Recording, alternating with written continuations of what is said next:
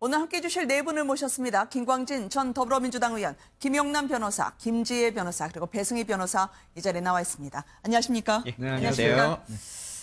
김정은 북한 국무위원장 이제 중국과 셔틀 외교처럼 하는 것 같습니다. 중국에서 대대적으로 보도를 했는데 조금 전에 조선중앙TV에서도요. 리춘희 아나운서를 내세워서 어떤 동선으로 움직이고 있는 것까지도 다 보도를 하고 있습니다. 조금 전에 영상을 전해드리도록 하겠습니다. 김정은 동지께서 중화인민공화국을 방문하시기 위하여 리설주 여타와 함께 19일 오전 평양국제비행장에 나오셨습니다. 경의하는 최고 영도자 김정은 동지께서 습군평 동지와 상봉하시었습니다.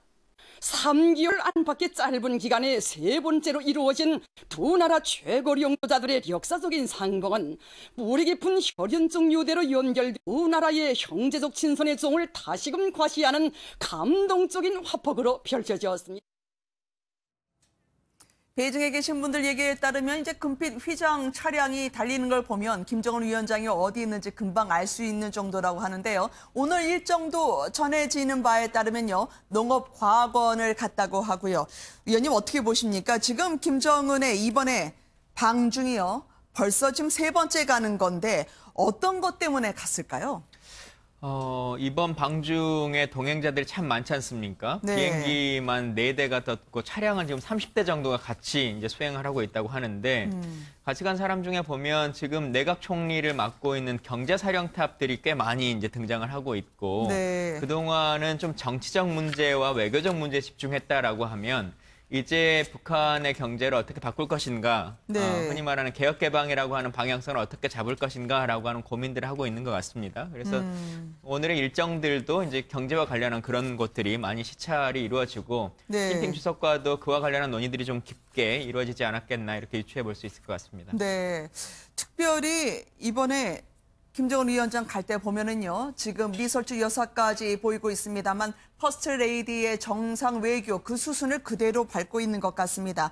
시진핑 주석에게 이번에 찾아간 것, 목적이 말이죠. 이 중국의 대대적인 환대와 함께 김정은 위원장이 앞으로는 정문은 미국에게 트고 뒷문은 중국에게 여는 게 아닐지 많은 추정이 나오고 있거든요. 워낙 서로가 끈끈하고요. 오늘 나온 발언도 따뜻해서 말이죠. 김용남 의원님 어떻게 보세요? 사실은 그 중국과의 관계가 악화돼서 계속 몇 년 동안 지속되다가 네. 오히려 북핵 위기를 기점으로 해서 완전히 관계가 그냥 일시에 회복된 느낌입니다. 아, 위기를 기회로 만드신 예, 거예요? 그래서, 네. 지금 김정은 입장에서는 지난 미국 트럼프 대통령과의 회담 이후에 일단은 시간을 벌었다라고 생각을 할 거예요. 시간이 지금 적어도 몇 년은 번 것이죠. 네. 근데 이제는 먹고 사는 문제를 해결해야 될 상황이 있어서 북한이 정말로 개혁 개방의 길을 걸을까? 저는 좀 다소 회의적입니다만, 그러세요.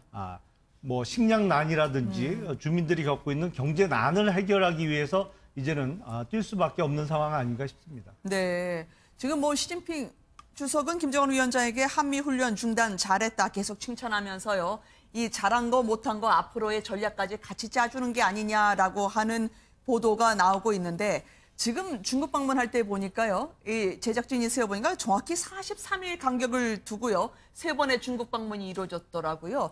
변호사님 어떻게 보세요? 그게 다른 이유가 있는 것 같으십니까? 뭐 우연의 일치가 아닐까 생각하는데요. 네. 지금 중국의 입장에서 보면은 손 안 대고 코 품격 아니겠는가. 그래서 우리나라 언론에서도 미국 그 정상회담 이후에 축배는 시진핑이 마시고 승자는 김정은이었다. 이런 언론 보도까지 있었는데요. 네. 중국과 북한이 결국 어떠한 이해관계가 맞았기 때문에 지금 저렇게 많이 만났다고 생각을 합니다. 그 중에는 중국으로서도 쌍중단이죠. 북한의 뭐 핵과 미사일 실험 중단, 그리고 한미 주한미군 철수, 이것을 한꺼번에 움직일 수 있는 게 결국 북한 카드였는데 또 네. 대미 협상 카드에서도 북한을 이용할 수 있는 것이고 또 북한 입장에서는 중국을 경제 제재 풀어가는 그 수단으로서 사용할 수 있기 때문에 서로 간의 이해관계가 맞아서 자주 만나는 것 같은데 이렇게 만나다 보니까 중국이 마치 구단주, 코치 같고 북한이 네. 꼭 선수로 움직이는 것 같은 이런 느낌도 받는데 그러시군요. 그래서 미국 트럼프 대통령이 그 미국 회담 전에 시진핑 배우설을 한번 제기하면서 그렇죠. 기분 나쁘다는 표현을 했었던 거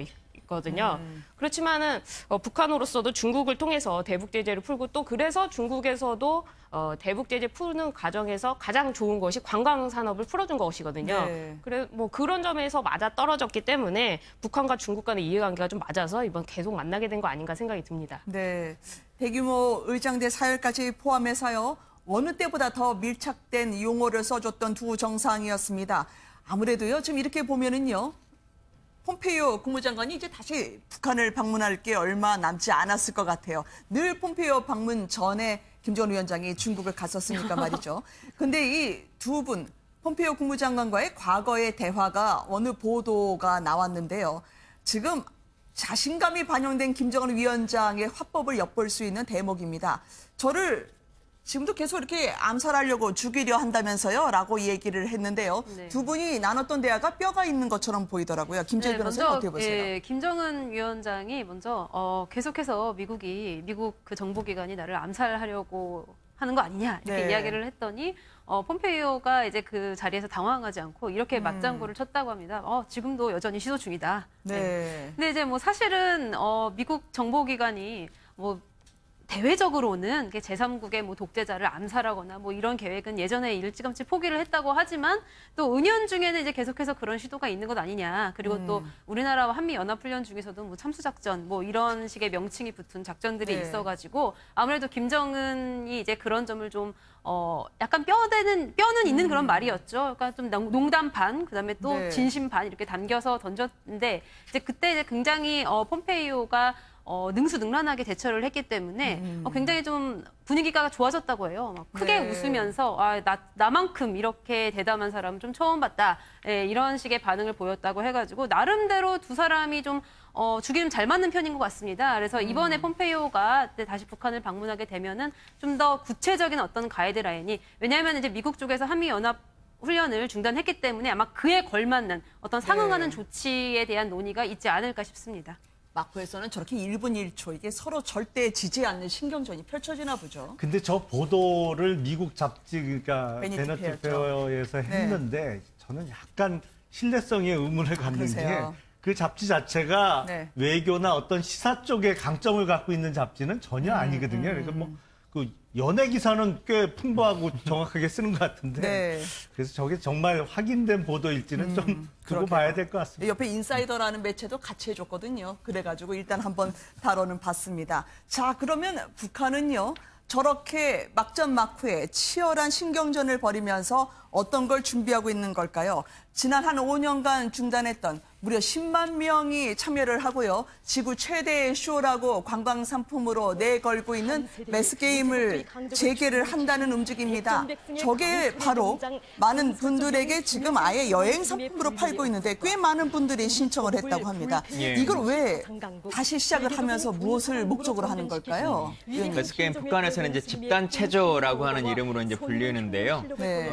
중국에 가면 북한 전문 여행사인 고려 투어라고 하는 곳이 있습니다. 거기서 이제 이것을 실제로 티켓을 판매를 하고 관광 상품으로 하고 있는데 네. 티켓 가격은 한화로 한 10만 3천 원부터 시작을 하는데 그보다 훨씬 더 비싼 것도 있다고 비싸네요. 합니다. 근데 네. 이게 처음은 2002년도에 김일성 주석의 생일을 축하하기 위해서 이제 만들어졌다가 꽤 많은 곳에 인기가 있으니까 계속 지속을 했었는데 네. 2013년에 이제 중단을 했습니다. 아마도 국제사회에서 이제 그 해외 사람들이 오는 것에 대한 제재적 문제가 있고 관광을 가지고 어떻게 경제를 꾸린다라고 하는 것에 대해서 부담감이 있었던 것 같은데 네. 지금 같은 경우에는 관광에 대한 활성화에 대한 기대도 있고 또 어쨌든 최대한 많은 사람에게 북한의 모습을 보여주고 싶다라고 하는 의지도 좀 있는 것인 것 같아서 이걸 이제 다시 시작하겠다라고 했고요. 그 고려 여행사 측에서 보면 지금 여행 상품 2개가 벌써 마감된 상태다 이렇게 그렇습니까? 발표를 했습니다. 김영남 의원님. 제가 사실은 북한이 정말 개혁 개방의 길로 들었을 것이냐에 대해서 회의적으로 보는 이유가 바로 네. 이런 거예요. 아, 그래요? 사실은 이게 아리랑이 대표적이고 이 매스 게임이 학생들이 10만 명 정도 동원되는데 사실은 뭐 수개월에서 6개월까지 추우나 더우나 땡볕에서도 저거를 하루 종일 연습을 해야 저게 공연이 가능한 것이거든요. 그러니까 그렇군요. 인권이라는 측면에서는 정말 최악의 쇼입니다. 네. 이게 다행히 한 5년 전에는 이유는 모르겠지만 김정은 집권 이후에 중단이 됐어요. 네. 근데 한 5년 됐던 것을 다시 시작한다는 것인데 이게 지금 인권이 좀 나아질 듯 하다가 이제는 돈벌이에 학생 10만 명을 한 6개월 동안 아침부터 저녁까지 훈련시키면서 이거로 외화벌이를 하겠다는 게 네. 북한이 과연 진정한 개혁과 개방의 의사가 있느냐 저는 뭐 의문이 많이 듭니다. 이것도 시험대가 되겠어요. 변호사님 따로 말씀 주실 거 있으세요? 그러니까 미국은 비핵화 없이 제재는 없다고 했지만은 네. 사실 중국이 이 대북 제재 공조에서 벗어나는 것이 바로 이런 부분이라고 저는 생각을 합니다. 그 작년 말에 이제 대북 독자 제재를 사실상 벗어난 것이 이제 관광 재개인데 그 관광 재개를 하면 북한에서 연간 한 300억에서 400억 정도 수익이 나는데 바로 이 수익을 얻기 위해서 그 임용남 의원님 말씀하신 대로 저런 네. 식의 인권을 유린하는 행동을 하게 되는 것이죠. 그래서 그런 점에서 좀 바라본다면은 과연 저 매스 게임을 재개하는 것이 과연 올바른 것인가 하는 점에는 의문이 있습니다. 근데 300억, 400억 말씀하셨습니다만 국가 운영 자체의 규모에서 300억이나 400억이라는 것을 위해서 뭐 어떤 것을 네. 한다고 보긴 좀 어려울 것 같고요. 저걸 통해서 국제사회에 전하는 메시지라고 하는 것, 그러니까 우린 좀 개혁개방이라고 하는 것을 좀 나아가겠다. 많은 사람이 북한에 와라라고 하는 것을 말하는 것 같고 문화예술 공연을 연습하는 것을 인권 침해적인 것이다라고 단정해서 말할 수 있을 것인가라고 하는 부분은 좀 생각의 여지가 있는 것 같습니다. 그건 전혀 네. 동의하기가 어려운데 예술을 하는 분들이 본인이 무용을 하고 싶어서 뭐 아니면 네. 체조를 하고 싶어서 하는 거하고 학생 10만 명을 수개월 동안 동원해서 대학볕 아래에서 강제로 리듬을 맞춰서 어떤 율동을 시키는 거하고 네. 예술행위하고 똑같이 볼 수는 없다고 생각합니다. 네. 이거 나중에 관광 상품 공개가 되면요. 몇 명 나왔는지 혹은 그동안의 연습 과정 어떻게 보여줬는지 많은 분들이 조금 더 긴밀히 들여다볼 수 있을 것 같아요. 그거 관전 포인트 두 분이 전해주셨습니다.